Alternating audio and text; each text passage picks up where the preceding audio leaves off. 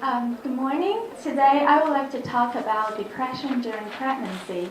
And I study on a group of Chinese women, and hopefully I can provide some new insights into the assessment and the symptoms. So for all women, we know that pregnancy is a critical period in our life, and this transition into motherhood comes with a great change in emotional, interpersonal, and physiological changes. But conventional views see that pregnant women are protected emotionally and biologically from all the disorders. This woman is not me. So you may be surprised to know that pregnant women can actually experience a lot of emotional difficulties like anger, tension, anxiety, and most prevalent is the depressive symptoms. Review shows that the prevalence could get to range from 30% to 40%, and it is the highest in the third trimester, that is when before women give birth to their children. This rate is even higher for antenatal depression than postnatal. What are the adverse outcomes? For mothers, it could lead to postnatal depression, as a lot of studies suggest that postnatal depression onset from antenatal period. It could also lead to inadequate nutrition, drug and alcohol abuse. And for babies, it could mean that they have restrictions in their growth, prematurity, low birth rates, adverse social and cognitive development, and later on, behavioral and emotional problems.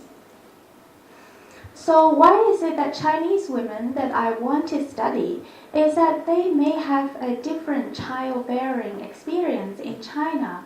For example, they experience the collectivist culture, that they try to fit themselves into the cultural group, which affects their interpersonal behaviors.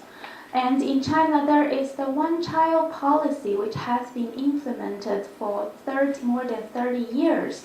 So each couple could only have one child, and they prefer more male gender, and they have to be forced aborted when there is more than one.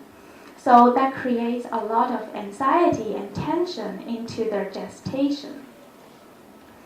And I wonder if you're familiar with the area that I conduct my study. It's in Inner Mongolia. A lot of people confuse it with Outer Mongolia, but actually it is a province in China, but it shares similar cultural practice with Outer Mongolia, including the same language and the composition of Hans and Mongols. The capital city, Huhot, is a second-tier city, and I choose this area because it is rather interior in China, and it is usually overlooked in research. So why am I studying the symptoms during pregnancy? It's that the diagnostic criteria usually provides universal and core symptoms of depression, but we all know that different cultures and socio-cultural norms can shape different experience and expression of depressive symptoms. However, in previous research, there are limitations, is that more attention is given to postnatal depression, and less scale is developed for pregnant women, and there are a lot of limitations in some self-report instruments and diagnostic criteria, including DSM-5 and ICD-10. For example, the interpersonal symptoms are usually overlooked. And previous research usually conduct on places like Hong Kong and Shanghai, which are very westernized. But my study, I would like to conduct it in more interior part, like the inner part of China, where people have experience more collectivist culture. So I use this new depression assessment scale that I developed in 2012.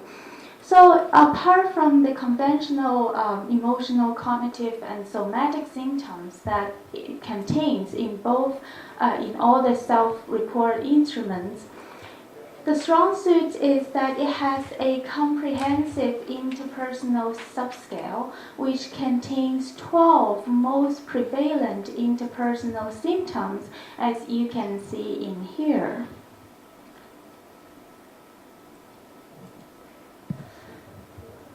So why are the interpersonal symptoms useful for Chinese pregnant women? Is that the collectivist society, the value may affect their perception of their self and their interpersonal sensitivity in social group. For example, when they try to fit into a social group and maintain the social harmony, they may have some problems, like they may have some interpersonal difficulties, and that would change how they perceive themselves and their behaviors.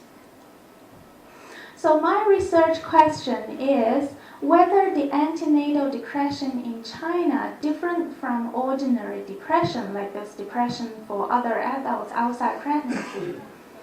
And for my design, I have a cross-sectional study. I have two studies. The first thing is to validate my new scale on clinical and antenatal participants. And then I compare clinically depressed female with depressed pregnant women. So for my clinical group, I have 171 clinically depressed patients recruited in Inner Mongolia. 141 are female, and for my antenatal group, I have 234 pregnant women, mostly in their third trimesters, and 85 scored above the EPDS cutoff, suggesting possible depression. So I use my new scales, EPDS and BDI, and my data analysis include validation of my new scale, factor analysis, and a technique called differential item functioning. So I found that the psychometric property on both groups are quite good, including a high Cronbach's alpha suggesting good internal consistency, a very high item total correlation for each item, that no item is flagged as problematic for both groups, and it has a high and significant correlation between the new scale and other self-report instruments. So I would like to point you to the factor analysis here, that in Chinese women, that interpersonal symptoms are embedded, are not regarded as a separate factor, but embedded in other symptoms like cognitive and somatic. So finally, using the differential item functioning, I compared the clinically depressed pregnant female and the depressed pregnant women. And for the items that demonstrate differential IDIF are the symptoms brought by pregnancy. So I would like to point you here to the interpersonal subscale, that you can see that there are interpersonal items that actually brought by pregnancy.